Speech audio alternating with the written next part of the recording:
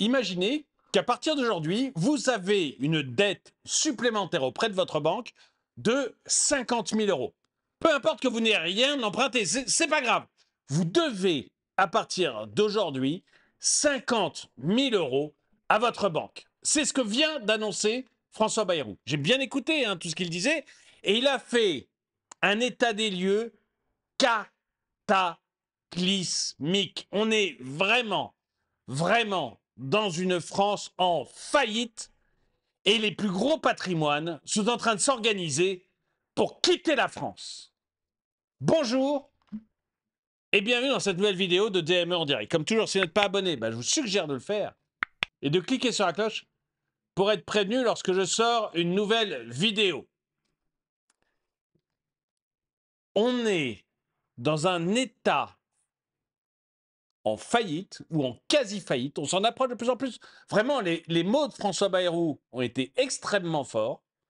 On est dans un état en quasi-faillite et les gros patrimoines sont en train de s'organiser pour quitter la France. Pour se barrer, mais le plus vite possible. Parce que vous allez voir, les solutions qui sont pour l'instant mises en avant par le pouvoir sont catastrophiques pour vous. Alors, heureusement, il y a des solutions. Enfin, vous, à votre échelle, les plus gros patrimoines, c'est bon, ils sont déjà organisés, ils sont déjà en train de partir. Et il y a de plus en plus de gens qui sont en train de partir. Mais vous pouvez aussi trouver des solutions, j'en parlerai tout à l'heure, mais d'abord, je vais vous montrer ce qu'a dit François Bayrou tout à l'heure. C'est pas vieux, il l'a dit tout à l'heure. Donc c'est vraiment très très net. 3000, je vais agrandir pour que tout le monde voit bien. Notre cher François Bayrou, ça serait dommage. 3 300 milliards d'euros. C'est comme si chaque Français devait à sa banque près de 50 000 euros, assure François Bayrou, au sujet de la dette française qui augmente trop vite. Ils ont fini par s'en apercevoir, c'est déjà pas mal. Alors qu'en France, elle a dépassé 110%, 3 300 milliards d'euros exactement. Alors qu'est-ce que c'est 3 300 milliards d'euros? C'est plus d'une année de la totalité de ce que le pays a produit dans toutes ses activités agricoles, industrielles, intellectuelles, dans la santé, dans le soin. Et c'est une situation d'endettement telle que c'est comme si chaque Français, de celui qui vient de naître à celui qui est très avancé en âge, quel que soit son âge, devait à sa banque près de 50 000 euros, 200 000 euros pour une famille de 4 personnes. C'est ça, l'endettement que nous avons laissé s'accumuler au travers du temps. Vous vous rendez compte, 200 000 euros pour une famille de... Le prix de votre maison, quoi. Le prix de votre appartement. Pour une famille de 4 personnes. C'est ça, la dette que l'État français a contractée pour vous. En 50 ans, il lui a fallu 50 ans parce qu'il n'y avait pas de dette dans les années 70. Il n'y avait quasiment pas de dette. On est passé de 14% du PIB en dette en 74 à 114% du PIB en 2024. Donc quand je suis né en 1974, il n'y avait pas de dette. Quasiment pas. Et aujourd'hui, on est passé à 50 000 euros de dette par personne. Que ce soit votre nouveau-né qui a 2 mois ou votre grand-père qui a 99 ans, chacun doit 50 000 euros à sa banque. 200 000 euros pour une famille de 4 personnes. Même si vous n'avez pas acheté votre maison, etc. Vous êtes au SMIC, vous galérez, pas grave. Si vous avez une femme et 2 enfants, vous devez 200 000 euros à votre banque. C'est chaud quand même. Enfin, moi, je trouve ça... je trouve impressionnant. Je trouve bien que nos politiques, ça y est, commencent à s'en apercevoir. Mais je trouve dingue qu'on ait laissé les choses déraper à ce point-là. C'est comme si chaque Français, de celui qui vient de naître à celui qui est très avancé en âge, quel que soit son âge, devait à sa banque près de 50 000 euros, 200 000 euros pour une famille de 4 personnes.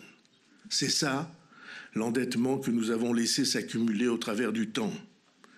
j'ai l'impression de revivre des combats anciens. Je ne sais pas à quel combat il fait allusion. Peut-être que lui était contre l'endettement, mais enfin bon, en tout cas, s'il l'était, il n'en a pas beaucoup parlé, en tout cas, ou pas assez, en tout cas, puisqu'il n'a pas été écouté.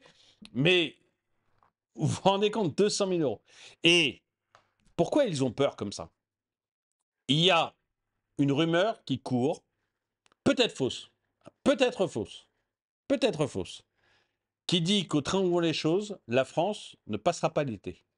C'est-à-dire que ce sera bonjour le FMI d'ici l'été.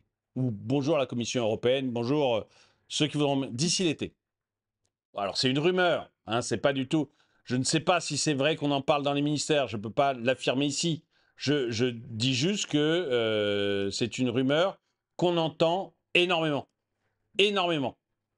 Vous savez, je vais vous montrer un tweet qui quelque part, ça m'a fait rigoler. 1981, le socialisme, une idée qui fait son chemin. C'était le slogan de François Mitterrand. 2025, terminus, c'est le FMI. Franchement, on entend beaucoup parler. Je ne sais pas si la rumeur que je vais donner est vraie, mais il y a quelques signes quand même qui font peur. Et c'est un tweet du parti méléiste. En moins de 24 heures, l'agence de notation Moody's s'abstient de noter la dette publique française. L'agence Moody's s'abstient de noter notre dette publique. Ils ne s'abstiennent pas en se disant c'est trop merveilleux ce qui se passe en France, tout va bien, etc. Ils s'abstiennent parce que c'est une catastrophe. Et qu'ils se disent que s'ils nous dégradent encore, on va commencer, ils risquent de créer une catastrophe. En fait, les agences, vous savez que l'autre agence, c'est Fitch, il y a 3 ou 4 semaines, a dit bon, je ne devrais pas. Tous mes modèles, ils l'ont dit, hein, c'est écrit dans leur truc, c'est pas moi qui l'invente. Hein, tous mes modèles mathématiques me disent que je dois dégrader la France, mais je prends la décision de ne pas le faire. Voilà, c'est ce qu'a dit Fitch. Moody's dit moi, je ne veux même pas noter. Voilà, je ne veux pas prendre le risque de noter. En fait, elles se courent les unes après les autres parce qu'elles ne veulent pas être la première agence qui va qui va faire encore chuter la France et qui va être responsable de l'explosion de la France. C'est vraiment ça. Hein. Elles ne veulent pas être la première agence qui fera de la France la Grèce des années 2010. C'est vous dire si ça... Enfin, ça m'a sauté aux yeux quand j'ai vu cette info. Et quand je vois maintenant à quel point nos hommes politiques sont en train d'avoir peur, d'avoir vraiment peur. Si vous avez écouté ou entendu une partie du discours de Bayrou, vous voyez qu'ils ont peur. Ils ont peur.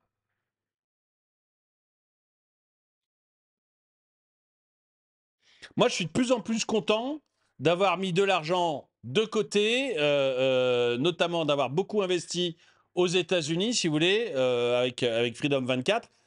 Bon, vous connaissez tous Freedom 24, j'en parle dans beaucoup de vidéos, mais je suis très content d'avoir investi aux États-Unis. Hein. Très, très content d'avoir investi aux États-Unis parce que les gens sont en train de partir les uns après les autres et on sent que ça va très, très mal se passer. Hein. La France reçoit, alors, donc, en moins de 24 heures, hein, l'agence Moody's s'abstient de noter la France. La France reçoit la note de 0 sur 100 par le Index Economic Freedom pour les dépenses gouvernementales. Alors, 0 sur 100, c'est la même chose que Cuba et la Corée du Nord. On est 5 pays à avoir 0 sur 100.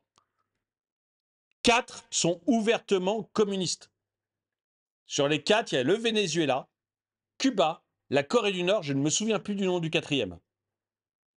La France est le 5e. Éric Lombard déclare que la France est dans un état d'urgence budgétaire. J'ai fait une vidéo là-dessus hier. Il annonce 40 milliards d'économies sans citer la moindre baisse de dépenses. Et vous allez voir, ce qui est terrible avec François Bayrou, c'est qu'il a fait un bon diagnostic, je pense. Il n'a pas donné le début du commencement d'une mesure. Ou plutôt, si, vous allez entendre, il a donné une idée. Vous allez voir que c'est pas bon pour vous, quoi. Il confirme, mais une idée vague. Il confirme que la contribution des hauts revenus censée être exceptionnelle sera finalement permanente. Là encore, n'est-ce pas, un impôt temporaire qui devient permanent. Je pense que les hauts revenus l'avaient vu venir et le sentaient, ils n'avaient aucun doute là-dessus, et qui sont tous en train de s'organiser pour faire en sorte de ne pas le payer. Ça me paraît extrêmement clair. Autre point, c'est alors on va me dire, François-Xavier, t'es catastrophique. Attendez, je suis catastrophique, attendez. C'est pas moi qui parle de surendettement. Quand je vous dis dans les ministères, il y a cette rumeur qui tourne. C'est peut-être faux, hein. Je ne l'ai pas eu de première main, c'est-à-dire que ce n'est pas un assistant de ministre qui est venu me raconter ça, et évidemment pas un ministre, mais pas un assistant de ministre qui est venu me raconter ça, hein. Je l'ai eu de deuxième main. Quelqu'un qui m'a dit que dans les ministères, on est en train d'en parler. Donc c'est peut-être faux. C'est peut-être faux, mais là, vous allez avoir le Premier ministre de la France qui le dit. Le Premier ministre de la France, François Bayrou, nous dit qu'on est au bord d'une situation de surendettement. Je vais vous faire écouter ça. La deuxième solution de facilité serait d'emprunter. Et c'est ce que nous faisons depuis des décennies. Nous nous trouvons aujourd'hui au bord d'une situation de surendettement. La comparaison avec notre voisin allemand est à cet égard. Nous nous trouvons aujourd'hui au bord d'une situation de surendettement. Et Moody's a refusé de nous noter. Et Fitch nous dit, si je donnais la vraie note, la France serait dégradée. Et il y a cette rumeur des ministères qui dit que avant l'été, ça risque de stopper net. Et lui nous dit, on est au bord d'une situation de surendettement. Très frappante. Vous avez la courbe sous les yeux. Elle part des années 2000 et l'endettement de la France et l'endettement de l'Allemagne sont au même niveau et même légèrement supérieur pour l'endettement de l'Allemagne qui a vécu 10 ans avant sa réunification. Nous avions à cette époque une dette du même niveau de l'ordre de 60% du produit intérieur. Et puis les trajectoires ont gravement divergé il y a 25 ans. Ce qui veut dire que toutes les majorités, sensibilités politiques ou presque, en tout cas ayant exercé le gouvernement, ont leur part dans l'évolution de cette courbe. C'est vrai, mais il faut bien avouer que depuis 7 ans, on a augmenté quand même de 1000 milliards la dette. Donc vraiment, on a fait en 7 ans l'augmentation qu'on avait eue en 40 ans. Qui est quasiment ininterrompue.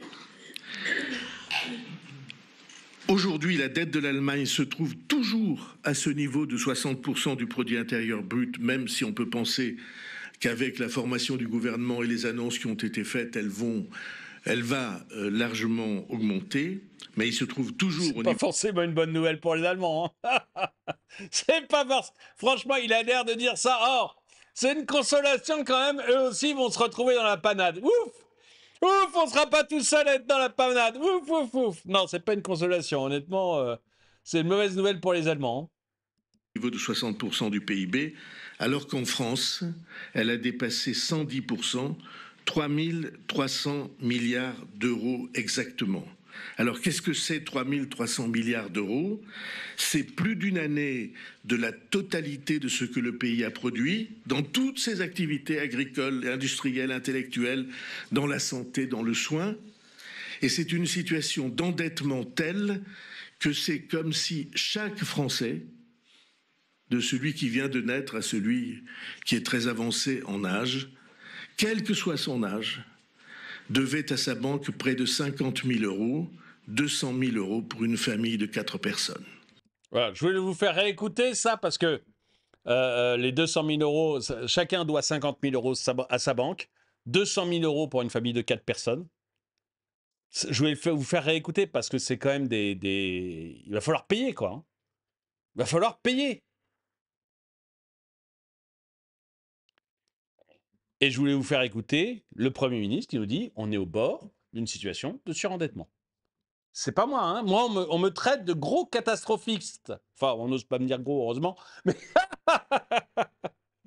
Mais on me traite de catastrophiste.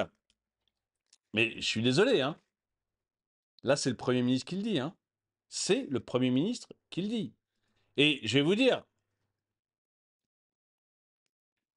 les solutions qu'ils ont trouvées, c'est de vous faire payer. Alors, on va écouter deux, trois trucs. Alors, payer ou travailler davantage. Ça va être ça l'idée, hein. Parce que les hauts revenus dont on nous parlait tout à l'heure, là, vous savez, la surimposition des hauts revenus, ils sont en train de se barrer. Et puis, de toute manière, il faut bien penser que les riches en France, hein, les 10% les plus riches en France, c'est à partir de 2800 euros net. Si vous gagnez 2800 euros net, vous faites partie des 10% les plus riches de France. Donc ça va vite, hein. On fait vite partie des riches. On fait très très vite partie des riches en France. Ça veut dire si le pays est en train de s'appauvrir.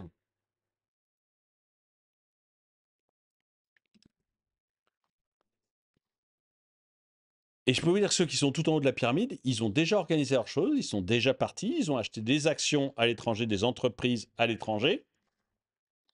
Ils sont allés voir, ailleurs, quoi, hein. Et alors, ils bougent pas forcément physiquement, parce que évidemment, il y a deux façons de partir. En fait, il y a physiquement. Alors ça, c'est pour ceux qui peuvent le faire, mais tout le monde peut pas partir physiquement. Mais après, il y a ceux qui partent avec leur épargne, qui font partir leur épargne, en fait, en achetant des entreprises à l'étranger, comme moi, avec, enfin, j'ai déjà montré, hein. Vous savez, Freedom 24, j'ai déjà montré mon compte chez Freedom 24 qui sponsorise la vidéo, hein, d'ailleurs. Mais, bah, vous voyez, toutes les actions. Encore une fois, c'est pas un conseil en investissement. Je suis pas là pour vous donner des conseils en investissement. Donc, et j'ai acheté ces entreprises de manière, en utilisant une technique bien particulière. Donc, ça n'a aucun sens d'en acheter une, hein. Donc, regardez pas ce que j'ai acheté, ça n'a aucun sens. Mais, regardez, elles sont toutes .us. J'ai acheté que des entreprises .us. Il n'y en a pas une .fr. Voilà. J'ai gardé mes Michelin, parce que j'aime beaucoup Michelin, voilà, et mes Total sur un compte, en France, mais j'ai acheté beaucoup d'entreprises .us parce que j'ai rien acheté de nouveau, je veux dire, en France. J'ai acheté des entreprises .us, quoi. Parce que c'est hyper dangereux. Et aujourd'hui, ouvrir un compte chez un broker comme Freedom 24, c'est quoi? C'est 5 minutes. C'est 5 minutes. Je vais faire d'ailleurs une vidéo pour expliquer aux gens comment faire. Mais c'est 5 minutes, quoi. Vous allez sur le site de... Le lien, il y a un lien dans la description. Vous cliquez sur le lien dans la description. Vous allez sur le site de Freedom 24. Sur le site de Freedom 24, on va vous demander un document d'identité, une pièce d'identité quelconque. Vous mettez votre pièce d'identité quelconque. Vous faites un selfie pour montrer que c'est vous. Et vous mettez une facture, vous savez, une facture type facture d'eau, facture télécom, etc. Peu importe, une facture à votre nom. À partir de ça, il valide votre compte. Donc ça prend 5-10 minutes. Il valide votre compte et à partir de ce moment-là, vous faites un virement sur Freedom 24. Vous mettez de l'argent grâce à votre carte bleue sur Freedom 24 et puis vous achetez des actions à l'étranger. Ils ont même un truc plutôt bien avec des obligations. Mais je vous en parlerai à la fin. Ils ont un truc pour ceux qui ont un peu peur des actions, etc. Ouais, ça avait beaucoup baissé, mais c'est reparti à la hausse. Enfin bon, voilà. Mais pour ceux qui ont un peu peur, ils ont un autre truc très très sympa. Mais je vous en parlerai à la fin de la vidéo. C'est pas l'idée, quoi. Mais l'idée, c'est de vous dire, voilà, il faut faire vachement attention, quoi. Vraiment, c'est très très chaud, hein. Et si vous voulez, les solutions que nous donne Bayrou. Alors Bayrou, il a fait un très très bon état des lieux, mais derrière, il n'a pas donné des solutions concrètes. Il n'a pas dit, tiens, on va faire ça, on va ça. Non, non. Il n'est pas parti du tout là-dessus. Par contre, ce qu'il nous a dit, bah, c'est d'abord, vous allez devoir travailler plus, hein. Nous ne travaillons pas assez, affirme François Bayrou, qui appelle à une prise de conscience de nos concitoyens pour soutenir l'effort budgétaire. Donc en fait, vous ne travaillez pas assez. Ça veut dire quoi? Eh bien, ça veut dire qu'on va vous demander de travailler plus. Alors, comment on va vous demander de travailler plus? Excusez-moi, je regarde parce que j'ai peur d'avoir déréglé mon micro. Mais comment on va vous dire de travailler plus? Bah, ça veut dire, par exemple, qu'on va encore décaler l'âge de départ à la retraite. C'est une solution pour travailler plus. Décaler encore un peu l'âge de départ à la retraite, que vous preniez votre retraite un peu plus tard. On va probablement toucher à tout ce qui est chômage. Mais vous savez, c'était déjà dans les tuyaux, le chômage. On avait déjà envie d'y toucher pour que les gens soient indemnisés moins longtemps, ce qui va les obliger à trouver du travail plus vite. Et c'est vrai que je comprends pas, moi, qu'on indemnise les gens pendant 2 ans au chômage, parce que vous comme moi, on connaît des gens qui sont partis au chômage en disant, bon, les 3 premiers mois, je vais refaire mon garage, je vais me reposer, je vais partir en vacances, puis je verrai après. Bon, bah, si vous réduisez le temps de chômage, vous évitez qu'il y ait des gens qui aient cette mentalité-là. Mais quoi qu'il arrive, quoi qu'il arrive, ça veut malgré tout dire que vous aurez moins le droit au chômage. Donc il va falloir que vous ayez mis des billes de côté pour le chômage. On va probablement arrêter d'indexer les retraites. C'est pas certain, mais c'est une idée qu'ils vont avoir en tête. Parce que la non-indexation des retraites, c'est tout de suite pas mal de milliards d'économisés. Ça veut dire que l'inflation va monter, mais qu'on n'augmentera pas votre retraite en fonction de l'inflation. Ce qui va rogner un peu sur les retraites. Donc là aussi, ceux qui sont à la retraite ont intérêt à avoir des placements qui leur rapportent un peu d'argent. Et ceux qui se préparent à aller à la retraite bah, ont intérêt à mettre pas mal d'argent de côté. Moi, je fais beaucoup de vidéos sur Droma Economy où je parle justement de ça en disant mais mettez des billes de côté. J'ai fait une vidéo, c'était quand bah, hier soir, pardon. J'ai fait une vidéo sur Droma Economy pour ma copine a 40 ans. Qu'est-ce que je lui ai proposé pour préparer sa retraite? Et j'en ai fait une, moi, j'ai 50 ans. Qu'est-ce que je fais pour préparer ma retraite? Il faut préparer sa retraite. Vous vous rendez bien compte quand même. Enfin, j'espère que tout le monde se rend compte maintenant que ça chauffe. Ça chauffe très fort. Et les retraites vont être la première chose touchée. Et après, on va essayer de vous piquer encore l'argent qu'on peut vous piquer. J'ai fait une vidéo, tiens, qui est passée ce midi. Une vidéo, une taxe sur les livres d'occasion. Une taxe sur les livres d'occasion. Quand vous voulez vendre votre bouquin sur le Bon Coin, on va vous taxer. Enfin, vous voyez où on en est rendu quand même.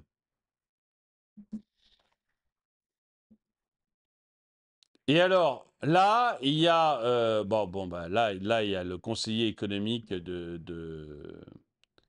l'ancien conseiller du ministre de l'économie, lui, qui dit sur quoi on va travailler. Hein. Il donne quelques pistes sur quoi on va travailler. Je vous fais écouter. Bah, les montants. Alors, Bayrou a dit il n'y aura pas d'impôt. Mais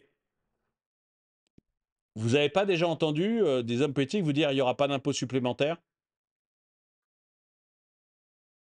Moi, j'ai l'impression que ça fait 40 ans que j'entends des hommes politiques me dire il n'y aura pas d'impôt supplémentaire et me créer des taxes. Qui ont été mentionnés révèlent que c'est insuffisant. Il nous faut des mesures fiscales en recettes ou en dépenses dans l'ordre de dizaines de milliards plutôt que de 2-3 milliards par-ci par-là. Ce qui n'a pas été évoqué et ce qui me semble va revenir à l'agenda, c'est la question de la fiscalité du patrimoine et la fiscalité de la transmission du patrimoine. On se rappelle que ça faisait partie des pistes qui avaient été discutées et qui avaient été finalement rejetées par le gouvernement précédent, notamment de réintroduire l'ISF qui avait été modifié par Macron en arrivant en 2017. Donc je pense que cette question-là, non pas seulement que des hauts revenus, mais des hauts patrimoines, va revenir nécessairement à l'ordre du jour.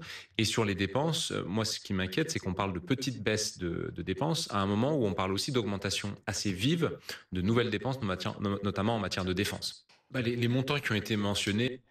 Donc vous voyez, enfin voilà. Moi, je pense vraiment qu'on est dans une situation qui est très très compliquée, mais vraiment très très compliquée. Et que maintenant le gouvernement dit lui-même, hein, encore une fois, c'est pas moi, hein, mais François Bayrou dit lui-même, on est au bord d'une situation de surendettement. C'est pas moi, hein. Le ministre de l'économie nous dit quand même, on est dans un état d'urgence budgétaire. On a une agence de notation qui refuse de nous noter, qui ne veut pas noter la dette de la France. Une autre qui dit, si j'applique mes modèles, je dois dégrader la France, mais J'ai décidé politiquement de ne pas la dégrader. Et regardez, c'est vraiment ce qu'a dit Fitch. On est dans une situation, mais cataclysmique. Hein. Cataclysmique. Et quand on dit, bah, on confirme que la contribution exceptionnelle des hauts revenus, finalement, n'est pas exceptionnelle, elle va être pérenne, on la continue. Moi, je peux vous dire que les hauts revenus, ils sont tous partis, ils sont tous en train de faire leur valise. Alors, s'ils ne font pas la valise physiquement, bah, ils font la valise avec leur épargne. C'est-à-dire qu'ils vont investir aux États-Unis, ils vont investir partout, sauf en France. Et ceux qui ont et en plus, quand on voit que nos retraites vont être visiblement touchées, soit nos retraites futures, soit les retraites qu'on a actuellement, bah, on a vraiment intérêt à faire comme les revenus, c'est-à-dire partir. Si on ne peut pas partir physiquement, bah, faire partir au moins notre épargne. Quoi. Alors légalement, hein, je ne vous dis pas d'aller chercher des valises de billets et d'aller et d'aller les mettre dans un coffre en Suisse. Hein. C'est pas du tout ça. Mais il faut faire ça évidemment totalement légalement. Hein. Mais je pense que c'est vraiment important. Hein. Je pense que c'est vraiment, vraiment, vraiment important. Faites ce que vous voulez. Ah oui, alors, pardon, je vous avais dit aussi qu'avec Freedom 24, il y avait quelque chose pour ceux. Parce qu'il y a beaucoup de gens qui m'ont dit non, mais on veut bien aller chez Freedom 24, mais les actions, ça nous fait un petit peu peur. Donc, est-ce qu'il n'y a pas quelque chose de plus stable et de plus solide? Il s'avère que Freedom 24, le lien d'ailleurs qui est dans la description, vous amènera vers ça. Freedom 24 vous permet maintenant d'investir dans des obligations à partir de 1 000 € ou 1 000 $. Donc, vous pouvez, ce qui est pas mal, hein, moi je vous l'ai toujours dit, hein, avoir deux monnaies dans les temps un peu compliqués actuels, c'est bien d'être dans plusieurs monnaies. Et donc, à partir de 1 000 € ou de 1 000 $, vous pouvez investir dans des obligations.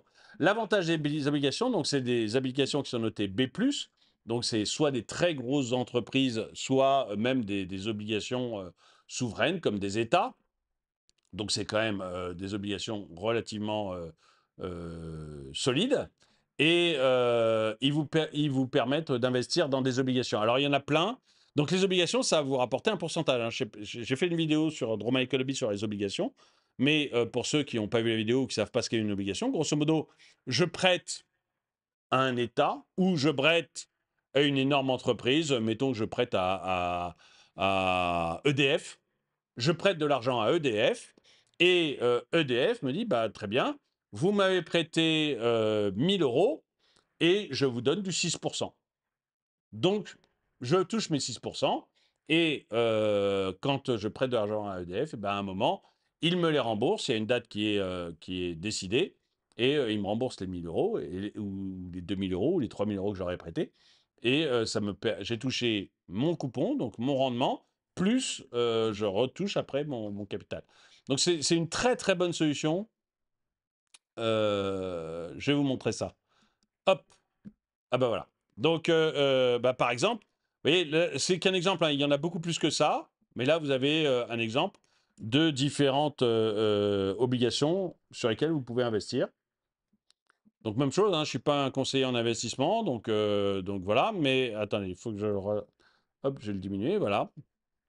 Mais bah, par exemple, voyez, EDF, par exemple, si je veux investir sur EDF, c'est ici. Donc il faut que j'investisse au moins 2 000 €. Le rendement, il est de 6,19%. Donc c'est pas mal, hein, par rapport à un livret A à 2%, c'est quand même pas mal, 6,19% à EDF. Il faut que j'ai au moins 2 000 € à investir. Et EDF, lui, je lui prête cet argent jusqu'à 2039. Mais, c'est-à-dire qu'en 2039, quoi qu'il arrive, le 26 janvier 2039, EDF me rendra l'intégralité, quoi qu'il arrive. Mais, je peux revendre l'obligation. C'est-à-dire que je peux prêter mon argent à EDF cette semaine, et puis avoir besoin de l'argent la semaine prochaine, et revendre mon obligation. À ce moment-là, c'est revendu sur les marchés, donc bah, c'est à la valeur de l'obligation sur les marchés. Si elle peut valoir plus, elle peut valoir un peu moins. Donc voilà, il y a ça à prendre en compte. Mais vous voyez, donc on peut prêter à la Roumanie. Moi, je ne sais pas si je prêterai de l'argent à la Roumanie, mais on peut prêter de l'argent à la Roumanie à 6,51%. Ah, c'est écrit ici, industrie, là, c'est souverain, donc c'est à la Roumanie. Je peux prêter à 6,51%. Vous avez des entreprises comme Prudential, c'est une entreprise dans la finance anglaise, à qui je peux prêter à quasiment 6%. British Telecom, je peux prêter à 5,5%. Boeing, je peux prêter à un peu plus de 6%. HP, Hewlett Packard, je peux prêter à presque 6%. EDF, je l'ai dit. Vous avez la ville de Mexico, à qui je peux prêter de l'argent. Vous avez le Brésil, à qui je peux prêter de l'argent. Petrobras, donc ça c'est l'entreprise de pétrole du Brésil, à qui je peux prêter de l'argent. Vous avez Intel, vous avez donc EDF, vous avez Paramount, vous avez Ford, vous avez, bon voilà, donc il y a beaucoup d'obligations auxquelles vous avez accès. Le lot minimum, c'est 1 000 € ou 1 000 $. Et ça dépend si c'est en fait, si la devise c'est en euros ou en dollars. Hein, donc c'est 1 000 € ou 1 000 $. Et parfois, vous en avez où voilà, c'est 2 000 € ou 2 000 $. C'est là 10 000 $. Donc voilà, ça dépend. Il y a différentes choses. Mais j'ai trouvé ça intéressant, donc je voulais vous en parler.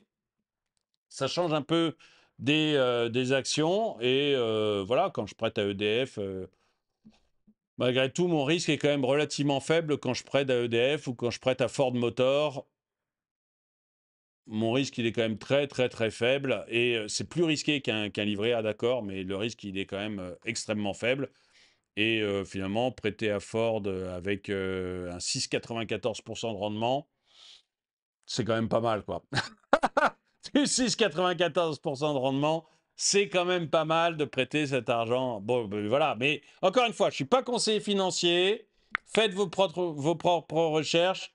Je dis juste que ça peut être quelque chose qui moi, m'intéresse en tout cas. Écoutez, dites-moi ce que vous en pensez. Voilà. Est-ce que vous pensez que, effectivement, la France est au bord du cataclysme, au bord du surendettement, comme le dit notre Premier ministre, au bord du cataclysme, comme je le pense? Est-ce que vous croyez que les rumeurs dont je vous ai fait le rapport, là, les rumeurs sur on passera pas l'été, sont vraies, ou est-ce que vous pensez que non, c'est juste des rumeurs, qu'il ne faut pas y faire plus attention que ça? Est-ce que vous pensez qu'il n'y aura pas d'augmentation d'impôts? Et qu'en fait, voilà, c'est l'État qui va faire attention et qui va prendre sur lui, sur une meilleure gestion, tout ça? Ou est-ce que vous pensez qu'on est en train de nous préparer mentalement, tranquillement, au fait de devoir de nouveau payer lourdement pour l'État et pour la dette? 50 000 € par personne, hein. 200 000 € pour une famille avec 2 enfants, hein, quand même. Dites-moi ce que vous en pensez dans les commentaires. En tout cas, merci d'avoir regardé cette vidéo. N'oubliez pas le commentaire épinglé ou la description pour aller chez Freedom24. Merci d'avoir regardé cette vidéo. Mettez un pouce vers le haut, commentez, partagez. Et moi, je vous dis à très bientôt.